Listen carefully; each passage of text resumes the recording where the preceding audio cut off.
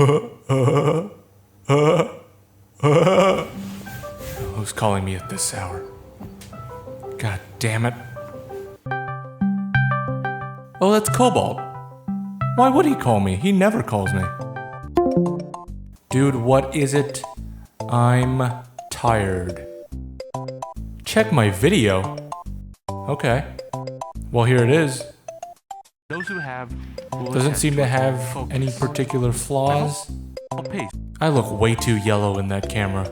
Anyway, yeah, it looks fine. I don't know what you're talking about. Maybe I'll watch Waffle standing up next. Okay, let's see. Even towards the end. Okay, let's go towards the end. Not like it'll be anything I didn't know about.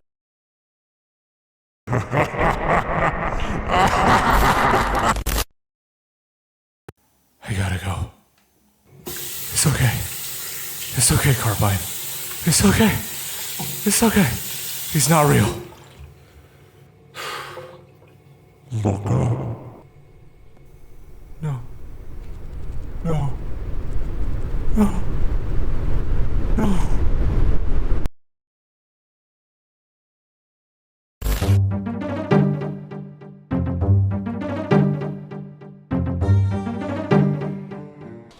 I don't think you're giving us our due credit. Our scientists have done things which nobody's ever done before. Yeah, but your scientists were so preoccupied with whether or not they could, they didn't stop to think if they should. And on that note, this episode takes place in the city. Yes, multiple city stages built for an FPS game in 1994, when the technology wasn't even there to have multiple rooms stacked on top of each other, let alone making convincing looking buildings. But honestly, to Sandy's credit, he tried. He really, really did.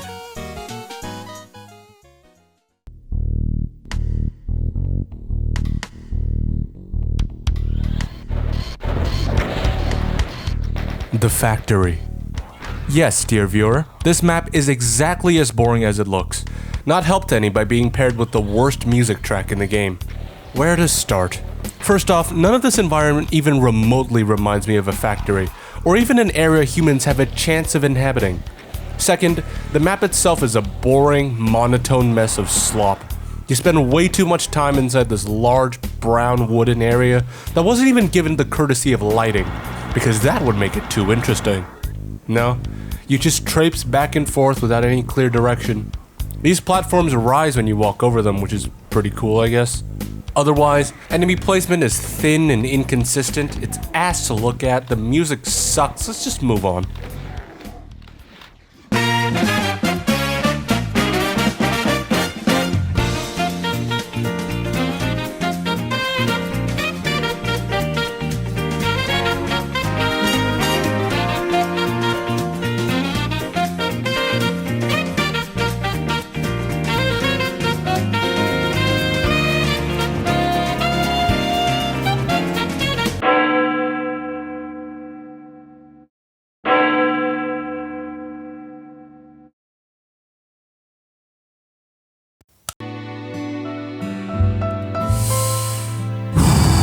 Breathe, Carbine, breathe. Whew, you got 15 maps to go. No, wait, it's actually 20. Fuck! When it said they wanted this episode to be in a city, they meant it, goddammit. So, even considering the limitations of this primitive rock of an engine, Sandy still decided to make a realistic looking location. But it's still an FPS map, and a Doom map at that. So how would you go about guiding players through this giant labyrinth that doesn't seem to have a clear starting point? Oh, I know! A giant arrow! To any aspiring game designers out there, if you have to have this kind of signposting in your level to make it legible, maybe just delete that level and try again. The music track for this map is again really boring, but this time, it's personal. Because in the Doom 2 soundtrack, there is specifically a track called Into Sandy City.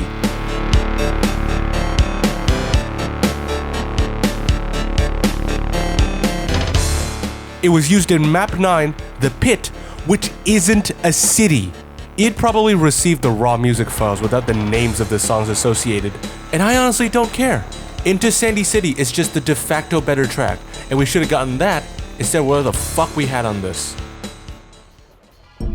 Anyway, back to the map. The map itself doesn't feel sloppily made, but nothing feels well integrated and it just fails to entice me in any way. It's ugly. Yeah, it's ugly. Leaving it for someone else to dissect in terms of gameplay, I'll just say this.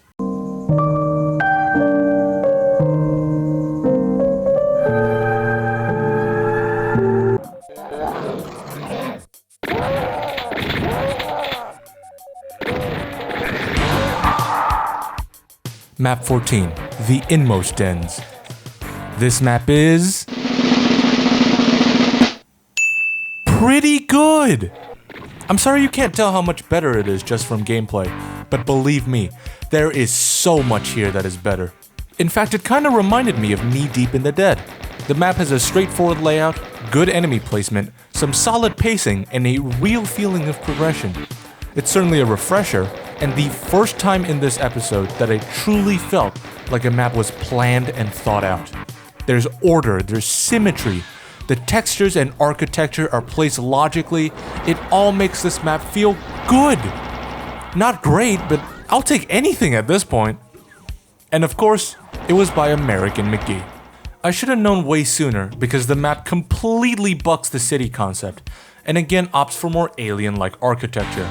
Unless this and this can somehow both be found in a city somewhere, and I'm just a giant fucking idiot. I know at least one is true. I would have been absolutely fine with more maps that played like this. But we don't live in that world. No, we don't.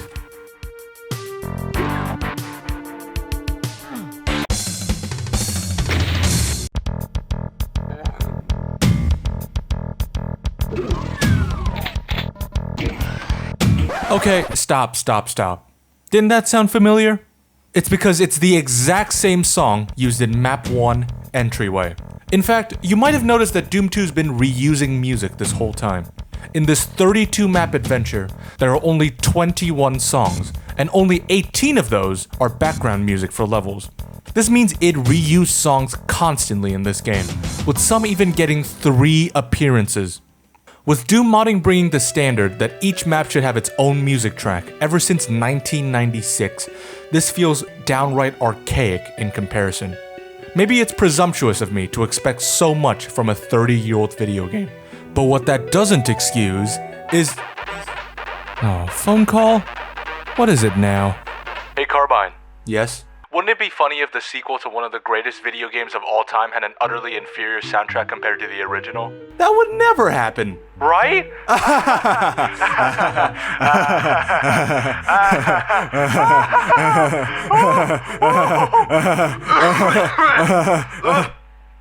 It's true.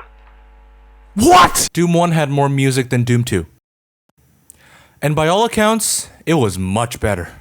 Doom 1 was riff-heavy, noisy, rebellious, like it's out there screaming to the world, "Fuck yeah! We're Doom, baby, and we're not scared of anybody!" Doom 2, on the other hand, is slow, plodding, safe, lacking in both character and energy outside of the absolute banger that is Into Sandy City. It's almost like one soundtrack had far more time, effort, and passion put into it, while the other was shoved out the door fast to meet a deadline. As to why Doom 2 had fewer songs, it certainly wasn't Bobby Prince's fault, as MIDIs have resurfaced from around that time, showing that they definitely had enough music for all the maps. No, let's just say, this is the most righteous sacrifice I've ever seen not happen. More later. For now...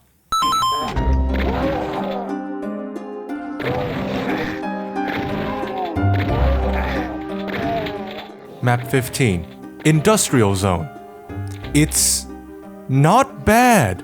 Another Romero creation, this map with large-scale structures fares much better than Sandy's previous attempt at it. This chamber with 2 paint elementals, 2 cacos, and a baron literally stunned me.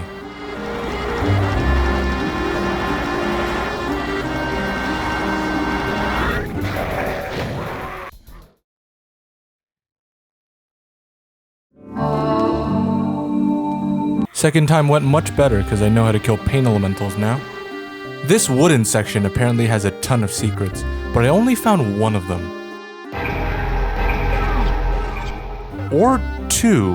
A pretty brisk map, honestly, and not one I'd be clamoring to play again. It should have ended there, but I wanted to do one better by trying to show the secret maps as well. So I went to the wiki, and it's like, from the platform the red keycard was on, 209 teleporter to get padded way to get this door, lower the teleporter, leading to a teleporter to the secret level. What? Yeah, I couldn't read it. So I went to YouTube looking for something more visual, and the first result was a speedrun of someone going to that secret exit. Lazy bastard I am, I went for the speedrun route, thinking that it would be faster than playing the map all over again. This was a terrible mistake, because it ended up taking me 14 minutes and went like fuck, no, fuck. Wait, it's been a nightmare this whole time?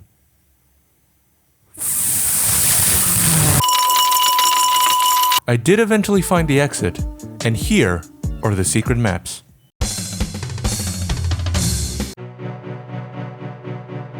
Congratulations, you found the secret level. Looks like it's been built by humans rather than demons. You wonder who the inmates of this corner of hell might be.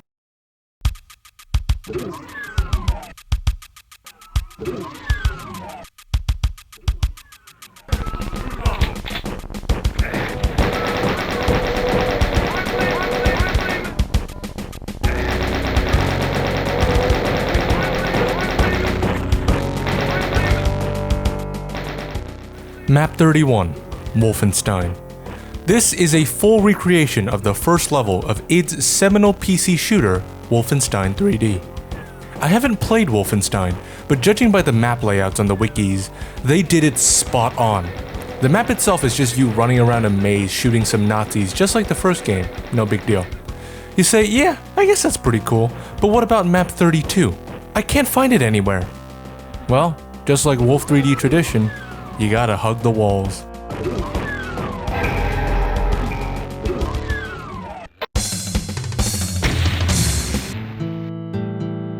Congratulations, you found the super secret level. You'd better blaze through this one. And indeed I did. Map 32 is not much. It's a big red brick arena, and when you go through this door you get jump scared by a cyber. But you can pretty easily weave past him and then head straight to the exit.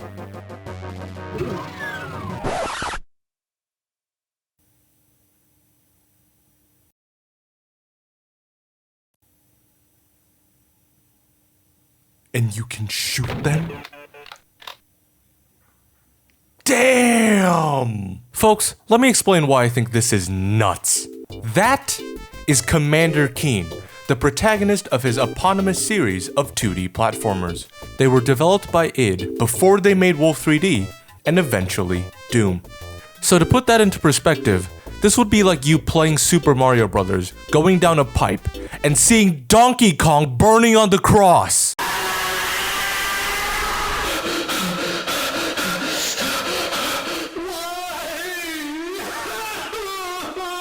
Pauline will be free tonight.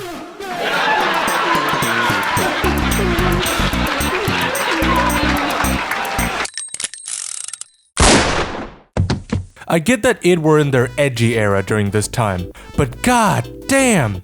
This was in the prime days of the video game violence fiasco. Just imagine what these old-ass senators would have thought when seeing a fucking suicide spaceman in their son's video game. But I digress. You might be wondering by now, why the hell did I call this section The Sacrifice? Well, there's a deep, dark secret that I've uncovered about this Easter egg. One that will change your perception of it forever. It takes up too much space! Look, because of boring math reasons which I'll show on the screen, the original 5 floppy disks that Doom 2 came in did not have enough space to store basically any more files. And this, to me, was the reason why Doom 2 had fewer music tracks than the level count of the game. You may be wondering, and rightfully so, why the hell I care so much about the soundtrack of a 30-year-old video game. Well, it's because if they simply cut off all the secret maps and replace them with some maps similar to those boring ones from Doom 1, there might be a chance I don't have to listen to Dave D. Taylor fucking blues anymore! I love video game music, and I think it can be just as important to a game's legacy as its gameplay and its story.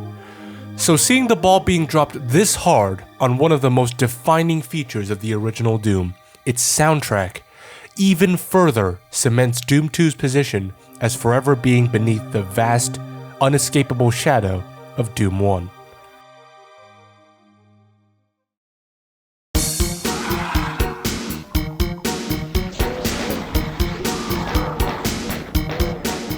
Map 16, Suburbs. I think Sandy just gave up on making this map bear any resemblance to a real location. Like, what the fuck is this? With one exception. This room is apparently based on Sandy Peterson's actual home interior, which is pretty cool considering the technology of the time. So inside the house here, if you remember Doom 2:16, over here was the entertainment center. It was like a floating eyeball thingy. And then over here is the library, which has a secret chamber. This thing lowers and raises in the Doom level, but, you know, not in my game. See, while all you whippersnappers were over there playing your My House wads, we've been doing this since 1994.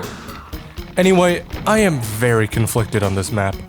I did one run where I knew none of the secrets, and it was a miserable experience chipping away at this huge horde of enemies with just the super shotgun.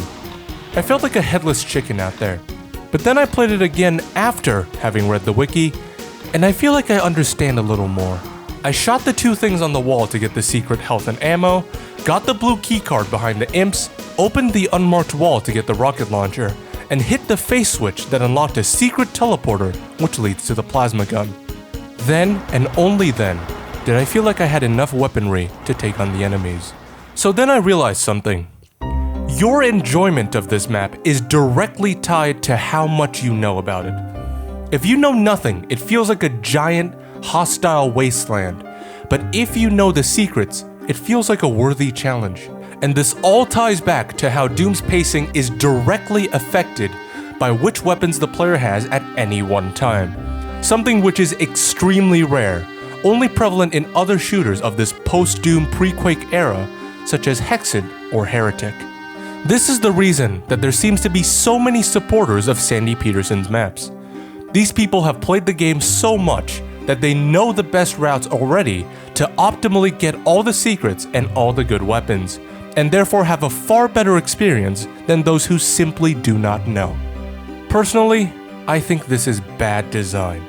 The fun and flow of your level should not be gatekept by how many secrets you know or which optimal route you can think of, but instead, they should be bonuses for players who keep a keen eye out and which makes the level a little bit easier and a little bit more satisfying. Sean? Sean, what map is he on now? He's just finishing up map 16, sir. Gosh darn, this guy is slow! Took him so long and he hasn't even gotten to the good part yet. How many— Sir, you're broadcasting right now.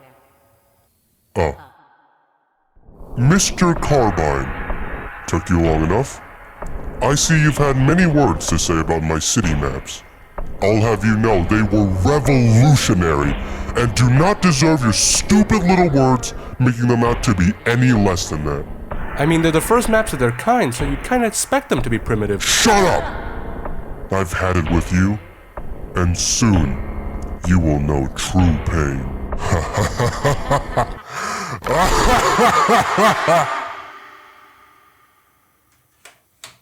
Huh.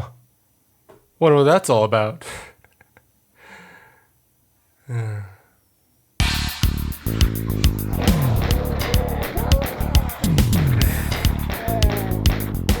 Map 17, Tenements. Another map by Romero, and it is an absolute breath of fresh air.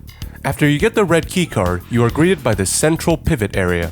It clearly indicates that you can only go one way for now, but we'll be able to progress by getting keycards the same color as these skulls. Sure, it's basic, but it's effective in that it doesn't confuse the living shit out of me like all of the maps I've been playing before.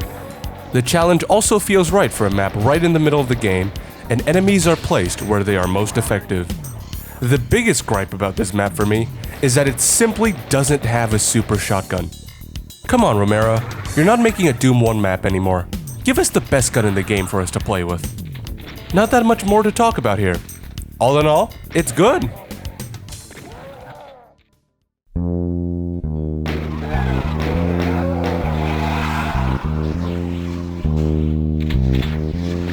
Map 18, the courtyard. This is Sandy's best map in a long while. First you're introduced to this horde of imps, and then it opens up to a big courtyard of assorted monsters. The whole map pivots around this central area, and I think this is great. Sandy loves making these big, non-linear levels that are insanely confusing to navigate, and a great way to solve that problem is to give us something central and consistent. Hey, it's how the British conquered the world. Anyway, there are good parts and bad parts about this map. Let's start with the good. First off, I think it visually looks way better than anything we've seen from Sandy thus far, and everything feels like it belongs. Second, the combat is good. You can make many comparisons between this map and map 16, but I feel like this one has the edge, thanks to how accessible the weapons are. Super shotguns right here, rocket launchers right here. Even the BFG secret is just a hallway you can walk down. Hell, even the plasma gun is— oh shit!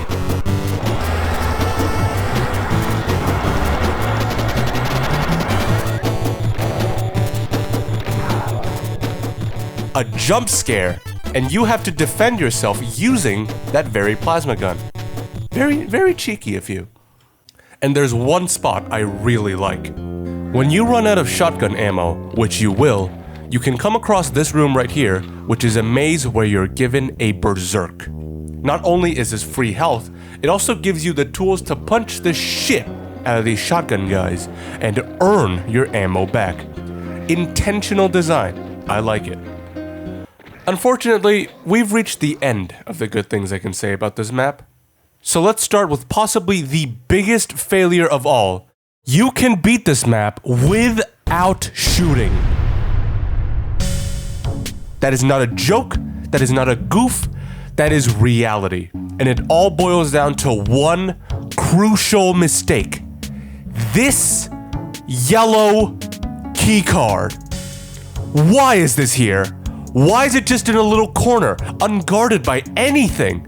Why is it not placed in a location where it would conventionally be guarded by, you know, some monsters? Maybe? This yellow keycard is the linchpin of this map's flaws, because it makes almost everything else redundant. This opens a door that leads to the blue keycard, which is literally the door to end the level.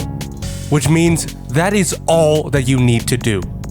Weave past all the enemies, grab the yellow keycard, open the door, grab the blue keycard, and exit. How do you mess this up? I don't think I need to speak on the significance of making 90% of your entire level, unintentionally, but intentionally, apparently, redundant. And even if you were to play it normally, the card is still placed in a stupid location that would make absolutely no sense in terms of progression. Overall, good map.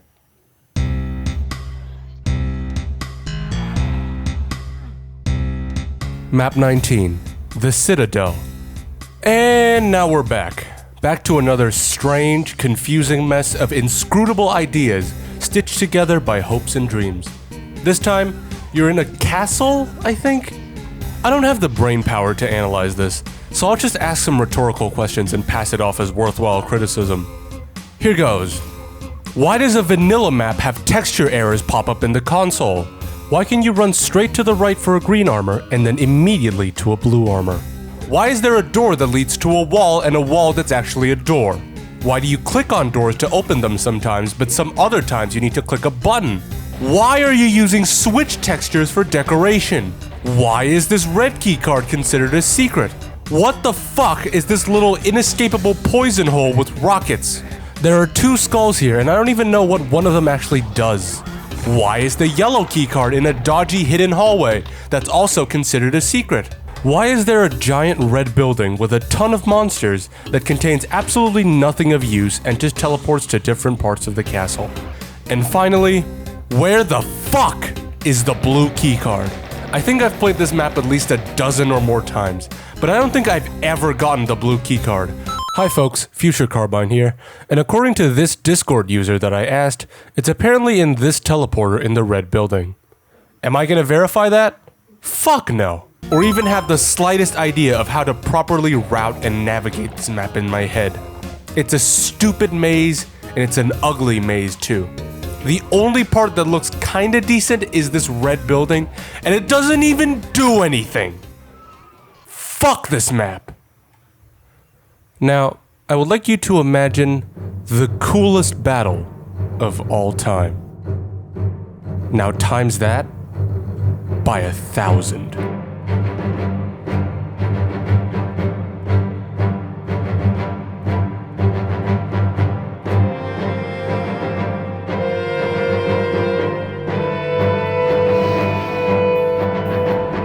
Hey, what are you shooting at me for?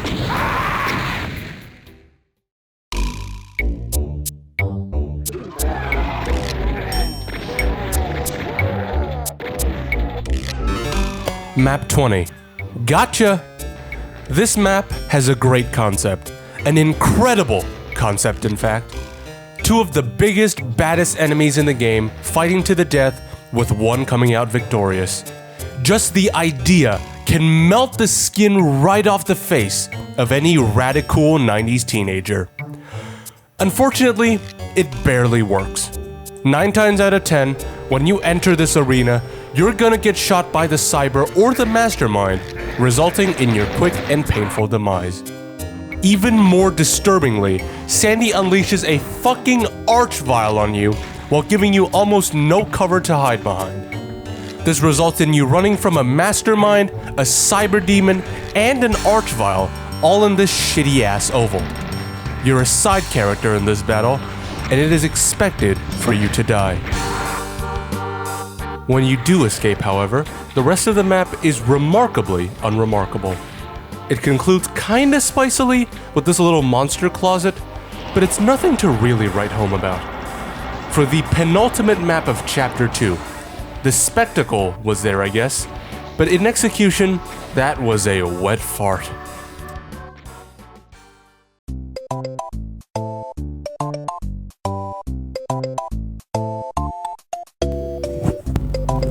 Folks, I'll be honest, I've been working on this video for around 3 months now. And I could have had it done way sooner, but honestly, these maps give me either so little or so much to talk about that I find it hard to scrounge up enough motivation to just sit down and get all of these done in like 1 or 2 sessions. So far, Doom 2 has been incredibly inconsistent, and there is absolutely no reason for me to believe that Episode 3 will be much better. After all, Episode 3 for Doom 1 was absolute dog shit. How could this be any better? Ow! Fuck! Can you please stop doing that? Well. Look who's arrived. Took you so long I just published another board game. Anyhow, you finally reached my magnum opus. You will feel the passion emanating from my 3 beautiful works of genius. My 3 children of the corn. My 3-headed Cerberus. And then, you will finally know your place.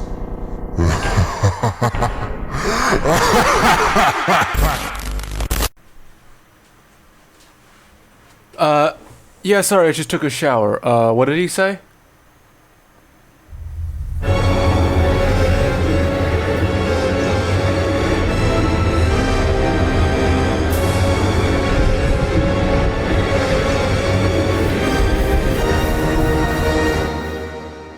It can't be that bad, right?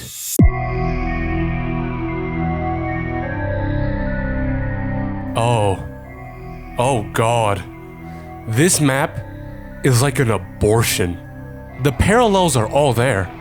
It's an unorganized mess of parts and pieces that were unwittingly stitched together before being released prematurely by an unloving creator. Where do I even start? I guess the starting room. It has a shitload of health packs here because this was the attempt to make a hub room for players to return to. A frankly stupid idea, that I feel was only done to lazily circumvent having to distribute health around the level in a balanced way. Then, there's this twisty snail shell kind of room with a load of shotgunners and specters. This part was a bitch, cause I was given barely any ammo, and running to pick up dropped shells from killed enemies only made me more vulnerable to any hit scan coming my way. The 4 revenants they sick on you at the end don't help either. Go through this teleporter and you're met with brown. Why are there 4 switches here and only 2 of them work? Why do you have to click both of them to have this staircase actually walkable, and then it leads down to 2 identical teleporters? Okay, let's take the left one. It just takes you back? And if you enter the same one again, it's... What? Okay, fine. Let's go to the right. Fuck you. Swarming the player like this with absolutely no warning? No excuse. That's bullshit. Stomach that garbage, get the yellow keycard, and you reach this. Ugh. Even back in the 90s, this was horrific looking. Red, green, and rocky gray is ugly in any time and any place. You trudge through this mud and this sludge, and just as a final fuck you to common decency, this gap is so wide you don't even need a blue keycard. 0 out of 10. What the fuck are you doing?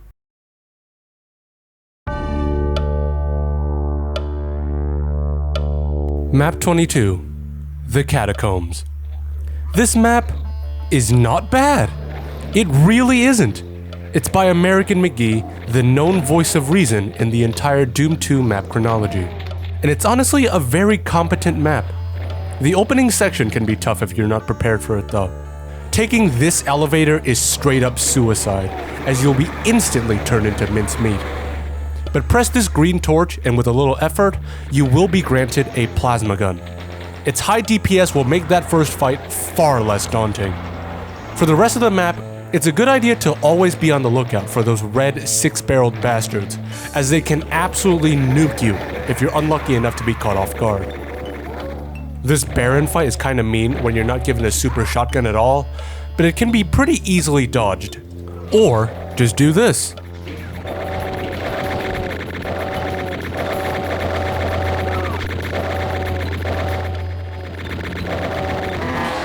Visually, this map is good. American has a good grasp on the themes and atmosphere he wants his maps to portray, and so his texture work and detailing remains very solid, as opposed to Sandy's approach of building all of his maps from right angles and triangles. The layout is slightly confusing when all 4 corners of this map kinda look the same, but it isn't a big deal. The whole thing is simple anyway. Get blue, get red, get out. And I'll be frank, I'd written an entire segment on how this very secret, which is hidden behind the player's back, was an example of bad game design. I would have loved to have found this in my first playthrough, because I kept getting fucking destroyed by those opening chain gunners. But I realized after replaying that it was simply a skill issue, and I just had to be a little bit more wary. So yeah, overall, a very enjoyable map. Man, I have been talking so much I could really use a good water. So let me go and get some water right now.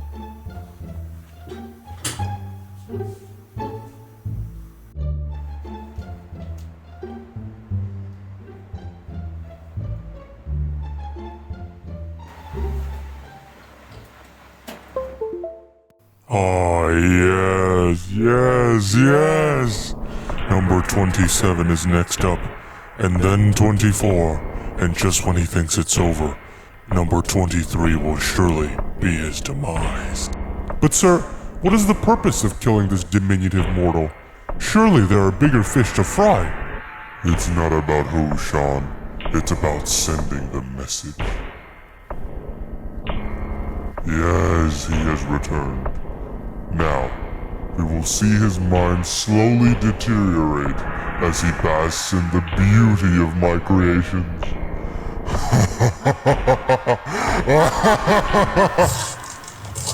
What the? A Windows update is required. Please do not shut down. What's up, guys? Welcome to the lightning round that's happening for no particular reason, where I'm gonna review some of the remaining maps and then we are done with this game. Let's go. Map 25, Blood Falls. This map was made by Sean Green and it's terrible. It's slathered in damaging blood floors and an inordinate amount of hit scanners, artificially inflating the difficulty and lowering the pace. And in spite of that, the map is still piss easy and extremely short, being beatable in just around 5 minutes. No reason for this to be so late in the game. It deserves to be in episode 2. Map 26, The Abandoned Mines. A pretty decent map all things considered, but again, it doesn't belong. It's situated in a mundane tech-based looking area, which I personally don't think qualifies as an abandoned mine, or say that it thematically fits into episode 3, Hell. It's a perfectly serviceable map with some decent action, but then again, squarely belongs in the previous chapter. Map 28, The Spirit World. There's a bunch of rocky fire textures. This wall is fake for some reason and you're just supposed to know that. It gives off some really good Hell vibes with this fleshy hallway that also has some fake walls. This massive lava cavern is pretty sick, but its impact is dulled massively by the sheer prevalence of these invulnerabilities. The map's navigation is still pretty confusing, but overall, not a bad experience and one that feels like it actually belongs. Map 29, The Living End. This map nails its own shitty concept very well. Small, tenuous walkways and platforms, and below them is poisonous floor that may as well be instant death. You're given fuck all for weapons and health for half the map, so the pacing gets shot in the foot. There's also an overabundance of hit scanners, and this last area can eat my ass. 2 barons? Really? Then it tries to jump scare you with a cyber demon at the end, but you can just run past it and exit. Not a great map, but I sure hope I don't have to walk any more tightropes with Doom's slippery ass movement. Map 30, Icon of Sin. Wow, the boss already? Not gonna question it. And the level of disappointment I have with this is only topped by the dry fart that was Doom 1's final boss. This one's at least got some moisture. The gist is that the wall boss, the Icon of Sin, rapidly spawns random monsters into the room, and your job is to survive long enough to reach this central platform and shoot it 3 times in the brain. That's it. It doesn't reset when you shoot 1 rocket, just 3 shots and it's dead. Game over.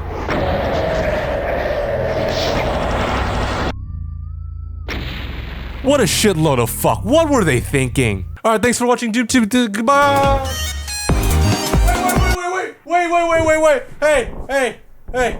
Calm down. Okay, I'll review the fucking levels. Okay. I'll review your fucking levels, okay? Don't kill me.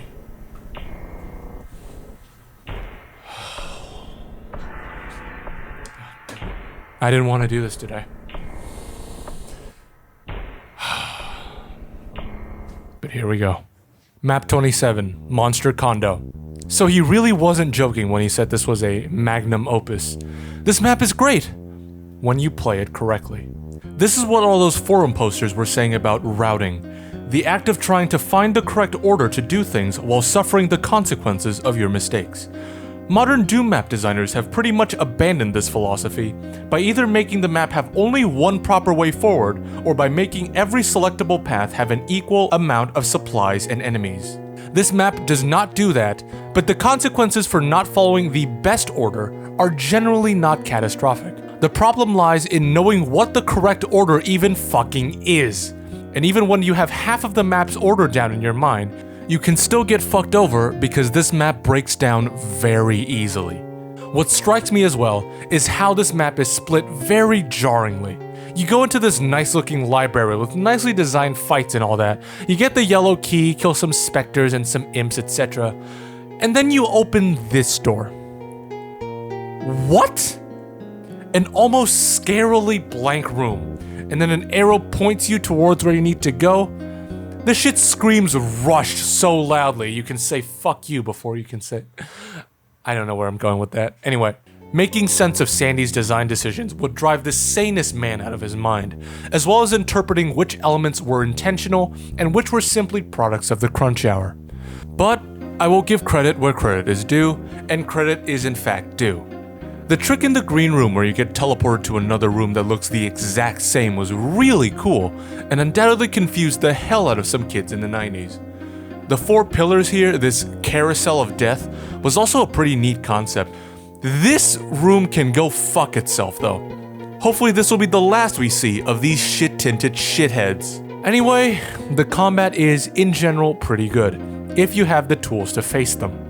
The colorful cast of Doom 2 enemies is pretty much in full effect, making for some of the most challenging encounters in the entire game. Therefore, I don't really hate this map at all, but it really does epitomize the essence of Doom 2. It's good, but it had not been rushed, it could have been great. Huh. So you chose to show me the map that is the most representative of Doom 2's triumphs and flaws, along with some of the best combat you have in the entire game. I mean, I wouldn't rate it anywhere above a 6, but hey, good job. Good job. This is good. And if this is just one of 3 maps, I mean, okay, all right. Probably in for a real treat here. What's the next one?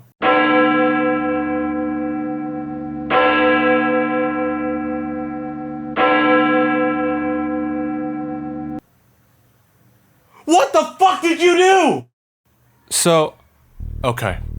The whole concept behind this map is that you walk on these tiny, skinny platforms, tightropes basically, above a bunch of poison water. Why? Why would you go out of your way to practically neutralize the player like this? The strength of Doom's combat and the reason that it's so timeless is partially because of how well it scales to large areas. Doom's movement is incredibly slippery and fast, and yet it's just the right speed to accommodate for any combat situations you might come across. The downside? Precision is very difficult. That's why despite being one of the most popular games in the world to mod, Doom has a very small number of movement-related maps made for it, as opposed to its peers in Valve games or Minecraft. That's why this is particularly fucked up. Maintaining control over Doomguy over these precarious ledges can be done, but it is not enjoyable. And if you do fall off, of course you take damage, but the teleporters you use to get to safety often just put you in bumfuck nowhere. Why would I want to be halfway across the map after I fall off here? It's like it's intentionally designed to make falling as frustrating as possible without killing you outright. In fact, insta-killing you would be better, since with saves it can act as an automatic teleporter back to the spot of the fall. And let's keep in mind that again, I'm playing Doom 2 with a modern engine. Imagine, almost 30 years ago now, some little kid with a crummy CRT monitor playing this in low resolution with keyboard aiming. That would be brutal. I can understand wanting a fun, striking gimmick in the final chapter of the game, but this whole concept and the way it's been carried out is the very antithesis of fun. The worst part is, the set pieces that surround this horrendous method of transportation are actually not bad. The part where you get the super shotgun is pretty good, and this blue room where you get to punch the hell out of some pinkies is great. The sludge maze at the start really wasn't though. This map is probably the least compatible map in the game for pistol starting players, but you weren't really meant to play the game in a pistol start, so I'm not gonna dock it for that. But still, what a travesty. Okay, that's over. That's okay.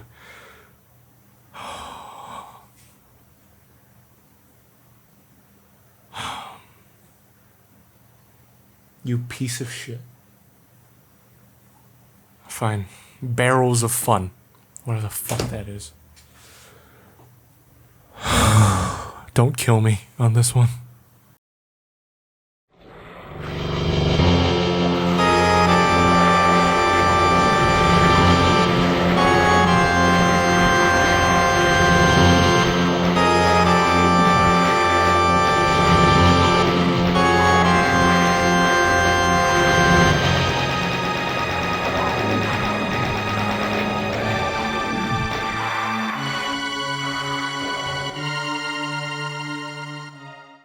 Barrels of fun!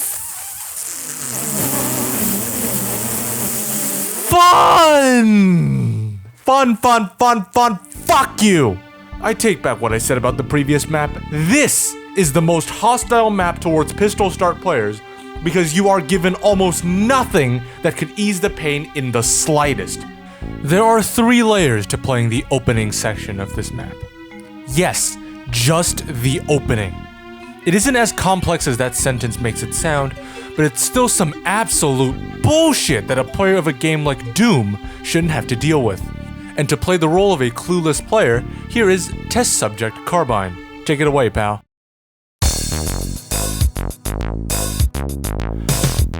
Oh, I spawned next to some barrels. Shit.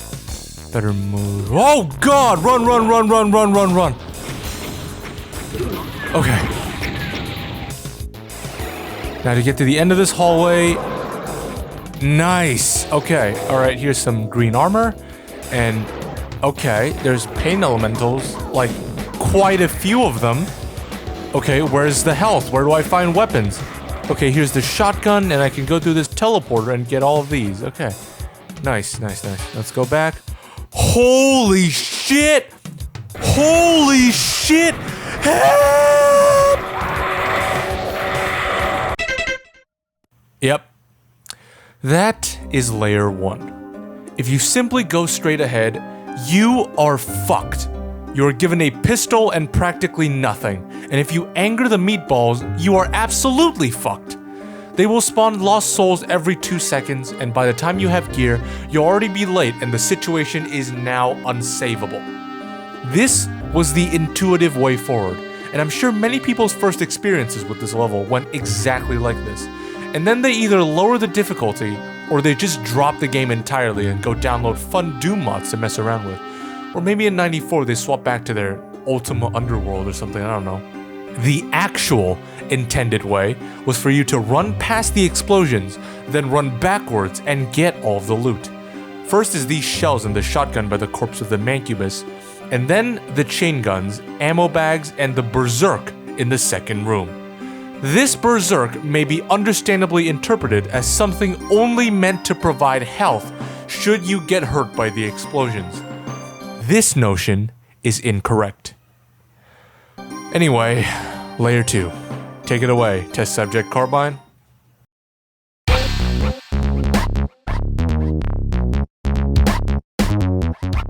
Alright, I think I know what to do now. Run forward, wait for all the barrels to blow up, then run back and get the loot. Nice. I now have a shotgun and some shells. Just gonna do the same here. And now I have 100 health and armor, shotgun shells, and I'm gonna do that snide-ass narrator Carbine motherfucker one better. I'm gonna use my berserk to punch the shit out of those meatballs, because if you move close to them, they can't spawn lost souls very effectively. I'm punching them, this is pretty effective. But now it's opened the other side of the room, and now there's another meatball over there, spitting skulls and imps throwing fireballs and shit at me, and my health is reaching really uncomfortable levels. No, no, no, no, no, no! God damn it. Yep, believe it or not, this is still ineffective. And this is even the method that I believe was the true, intended way of playing this level. And that really was the actual purpose of that berserk. Taking out the meatballs. And yet, you are still incredibly susceptible to the swarm of lost souls around you, and God forbid you accidentally punch a barrel or it explodes due to contact from these flaming fuckheads.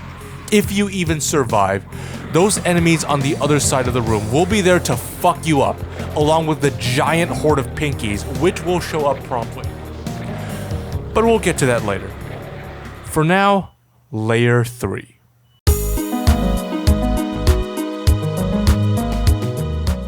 Now, let's first do this room the way it was actually meant to be done. First, run to the exit like normal, wait for everything to explode, and then run back and get the shotgun. And then, shoot. Or you could punch to save ammo. Either way, it will awaken everything on the left side of the room, and now you are free to shoot them. Focus your fire on the meatball, of course, and in the best case scenario, you will have cleared that whole left side of the room. Then, do the next chamber normally. Once you enter this teleporter, immediately start punching the meatball Sandy has helpfully placed behind you to make sure you don't know about it until it's already too late. And now, there will be nothing or very little that can distract you from the other side, making it much less incredibly aggravating to punch these round and brown fuckers to death. This right here is the optimal way to play the beginning of this level. and it requires the player to have already known that the other half of the opening room has enemies and that you have to kill them as completely as possible. I don't think I need to tell you how much of an absolute horror story of level design this is. If Super Mario Bros. 1-1 was a friendly teacher that helpfully guided you through the subject while keeping you fully engaged in the lesson, Barrels of Fun is like someone handing you a riddle and then making fun of you for not finding the answer, which was hidden inside the question the whole time, even though you'd have absolutely no idea in the first place. Like, nah, the answer was so easy. It was right there the whole time. Don't you feel like an idiot for not figuring out earlier, you stupid bitch? You're a fucking dolt. That is what this level is saying to me, and it's not something you want your level to say to your fucking player. The worst part is, we aren't even done. No, there's the entire remaining half of the level. After you've defeated the brown acorns, a giant army of pinkies will show up, and the best advice I can give to you is, try and kill as many as possible from afar, and then punch the shit out of them while moving constantly. This gyration technique is to avoid as many of the pinkies' biting attacks as possible, and trust me, it works.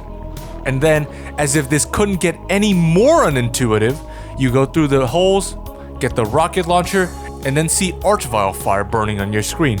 Oh shit, what now? Oh, just jump down to the poison liquid, and then it teleports you to where you actually need to go. God, please end this already. And then it's just a matter of shooting some enemies that come at you in a straight line using the guns and ammo you are provided, featuring probably the least effective spider mastermind I've ever seen.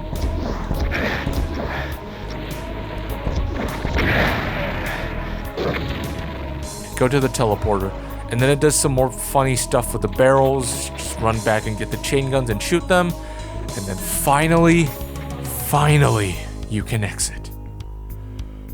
Ugh.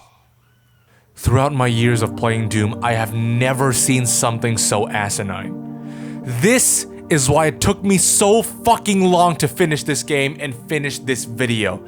Shit like this. You would expect stupid, unintuitive gimmicks in design like this to come from the minds of an inexperienced modder, not the official fucking game. And so what that Sandy was only there for 9 months? This was clearly intentional and laid out exactly the way he wanted to. These ideas were flawed from the start, and I can't fucking believe that I just sat through it and wasted hours of my time playing it and talking about it, and this shit is fucking terrible! I can't believe this. No! You don't understand anything. You don't know how hard I worked for this. They hired me for 9 months. And I was forced to finish this game. And now all of you lowlives drag me for this. 30 years later, you know nothing of my pain.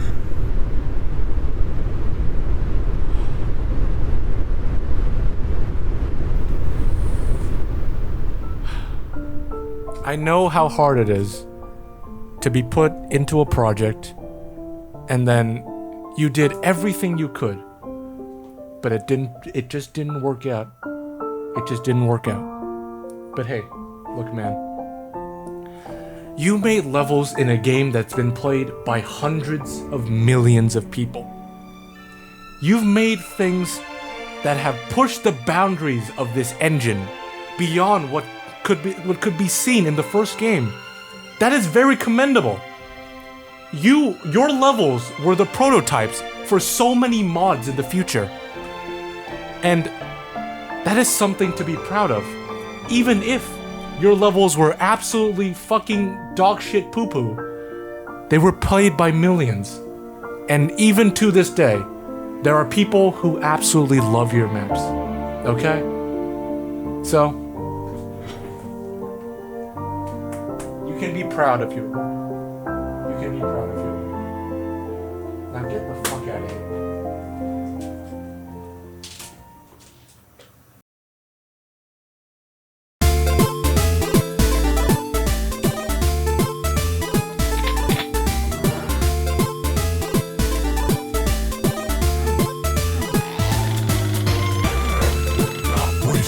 What is he doing? No! No! This is for ruining my fucking life! This is for everything you've done to me! Die!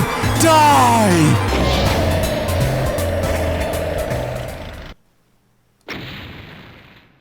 So, is Doom 2 actually worth playing? Kind of. Fundamentally, Doom 2 is a great game. The gameplay foundation on which it is built is absolutely incredible, and has held up tremendously well compared to most DOS-era video games.